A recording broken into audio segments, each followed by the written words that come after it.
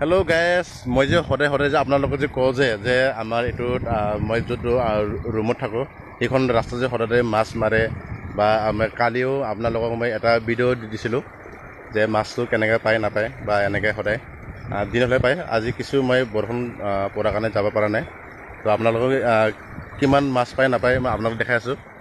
বৰ্তমান চাওক মাছটো জেগাটো মাৰি আছে, এই চাওক একদম ছেম গাঁৱলীয়া আৰু হয়তো আপুনি ভাবিব পাৰে যে এইটো গুৱাহাটী নহয়।